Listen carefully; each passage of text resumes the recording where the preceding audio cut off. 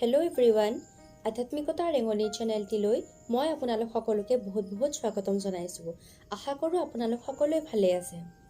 Friends, মোৰ 7টা চক্ৰৰ ছিৰিজটো already মোৰ শেষ হৈছে।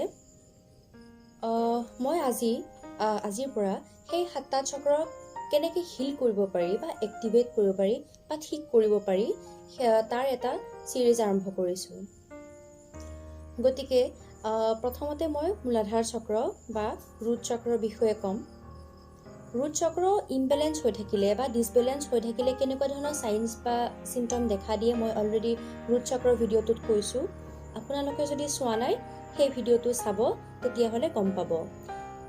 তাত মই কোৱা চিমটমছবোৰ যদি আপোনালোকৰ লাইফত দেখা দিছে, তেতিয়াহ'লে আপোনালোকে জানিব যে আপোনালোকৰ মূলাধাৰ চক্ৰ বা ৰুট চক্ৰটো ইমবেলেঞ্চ হৈ আছে। আৰু সেই সময়ত এই চক্ৰটো বেলেঞ্চ কৰাটো বা হিল কৰাটো অতিকৈ প্ৰয়োজনীয়। তেতিয়াহে তেনেকুৱা ধৰণৰ আপোনাৰ প্ৰব্লেমছবোৰ আঁতৰ হ'ব বা তেনেকুৱা ধৰণৰ প্ৰব্লেমছৰ পৰা আপুনি পৰিত্ৰাণ পাব।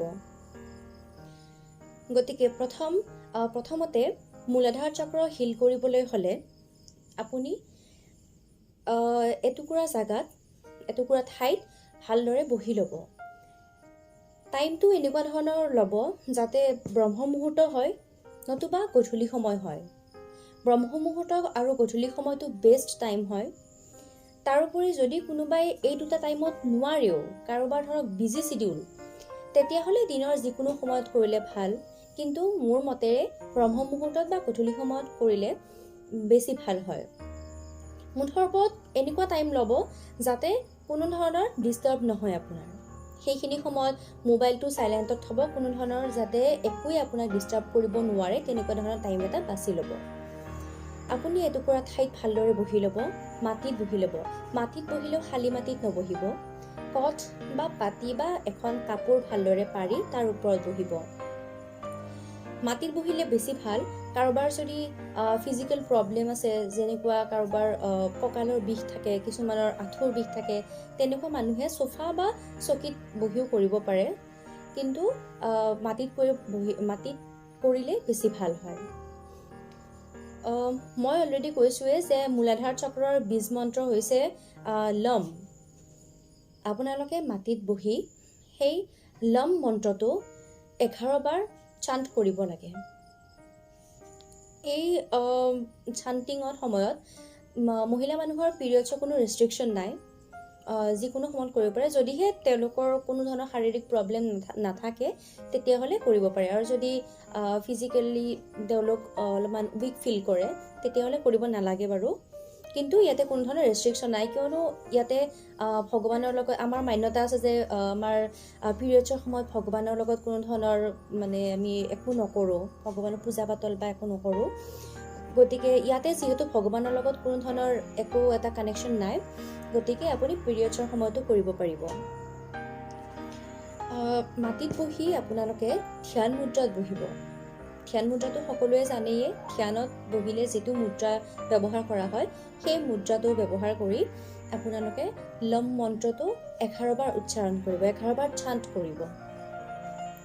আৰু চাব যাতে বিচনাত নবহে। মই অনুৰোধ কৰিছোঁ আপোনালোকক, মাটিত বহিলে ভাল।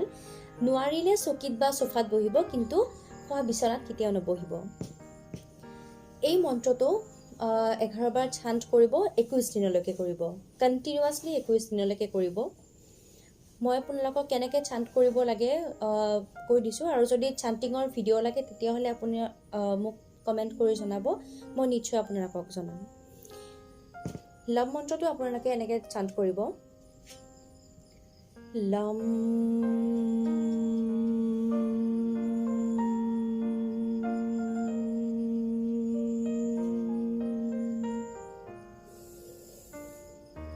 লম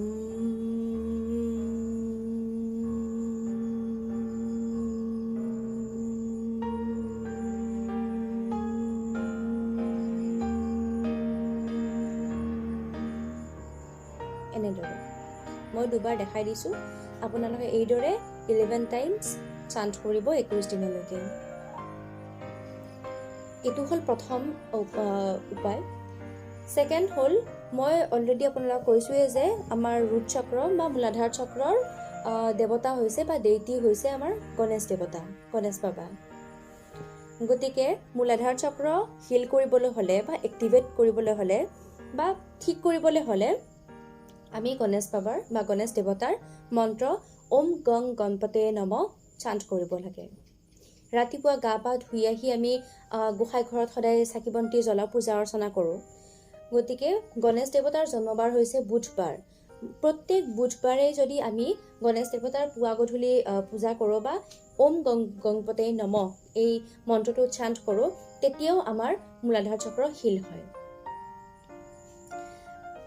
যেতিয়া ওম গং গণপতে নমঃ মন্ত্ৰটো আপোনালোকে চাণ্ট কৰি থাকিব, সকলোৱে নহয়, কিছুমানে কয় যে 108 টাইমছ চাণ্ট কৰিব লাগে, কিন্তু মোৰ মতেৰে 108 বাৰ চাণ্ট কৰিলে কি হয়, আপুনি মনৰ ভিতৰতে চাণ্ট মানে মন্ত্ৰটো চাণ্ট কৰাৰ উপৰিও মানে গণিহে থাকিব লাগে যে কেইবাৰ হৈছে। গতিকে সেইটোৰ ওপৰত বেছি গুৰুত্ব দিয়া যায় এই মন্ত্ৰটোত কৰিও। পাৰিলে 5 মিনিটমান কৰিব লাগে, বা আপোনাৰ ধ্যানটো যিখিনি সময়লৈকে থাকে, অটুট থাকে, সেইখিনি সময়লৈকে আপুনি কৰক। যিখিনি সময় কৰক, 5 মিনিট নোৱাৰে 5 বাৰেই কৰক। 5 বাৰেই যদি আপুনি মন্ত্ৰটো চাণ্ট কৰে আৰু যদি একান্তভাৱে কৰে, তাতেও আপোনাৰ গণেশ দেৱতা সন্তুষ্ট হ'ব। এনেকুৱা নহয় যে 108 বাৰ কৰিলেহে গণেশ দেৱতা সন্তুষ্ট হ'ব, নকৰিলে নহ'ব, এনেকুৱা ধৰণৰ নহয়। আপুনি 5 বাৰে কৰক বা 10 বাৰে কৰক, যেতিয়ালৈকে আপোনাৰ ধ্যান থাকে তেতিয়ালৈকে আপুনি মন্ত্ৰটো চাণ্ট কৰক আৰু আপুনি ৰিজাল্টটো চাব। দুইটা উপায় আপুনি 21 দিনলৈকে কৰি চাওক, কণ্টিনিউৱাছলি কৰিব, 21 দিনলৈকে কৰিব আৰু ৰিজাল্টটো চাব। আপোনাৰ মূলাধাৰ চক্ৰ অট'মেটিক আপোনাৰ হিল হ'বলৈ আৰম্ভ কৰিব।